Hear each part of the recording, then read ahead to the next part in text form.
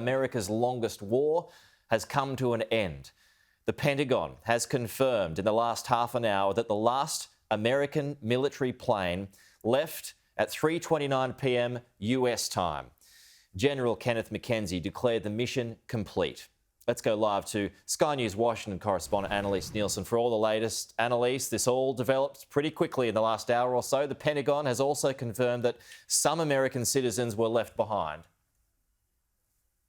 They have indeed. This was confirmed by the Pentagon just a short time ago after speculation that there could indeed be further airlifts in the last 24 hours. But after those 5 rockets hit the perimeter of the Kabul airport before they were intercepted by that anti-rocket capability, what we've seen is the US withdraw every single service member that was based in Afghanistan. This is the first time in 20 years there'll be no member of the US military on the ground. But as you said, they've confirmed that there were a number of American citizens who could not make it to the airport. General McKenzie saying that there were some reports of Americans at the airport, but that was not the case. They said that they only airlifted out those US military personnel that were left. There's a lot of heartbreak associated with this departure. We did not get everybody out that we wanted to get out. But I think if we'd stayed another 10 days, Louis, we wouldn't have gotten everybody out that we wanted to get out. And there still would have been people who would have been disappointed with that. He also reiterated that the concerns around safety had been in dealing with ISIS-K. They said that the Taliban had been cooperative about those last days of the withdrawal, and this was the most successful airlift of civilians in US military history. But there's still plenty of criticism for how this was all handled. The airport in particular, about the handover, the questions were, was there any kind of ceremony which would indicate something more of a defeat? But General McKenzie said they were notifying the Taliban that they left, but it was that last flight with the ambassador as well as the head of the military operation there that left without any kind of formal ceremony. No American citizens came out on the last, what we call the joint tactical exfiltration, the last 5 jets to leave.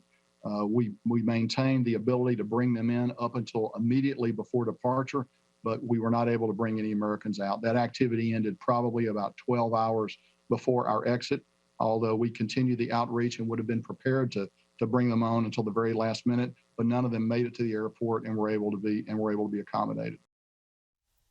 And Pete, just finally on that discussion we were having just in the last hour on the estimated around $80 billion worth of military equipment left on the ground now in the hands of the Taliban. There was varying reporting about exactly how much of that's been left that would be actually capable of being used or sold. General McKenzie addressed that as well.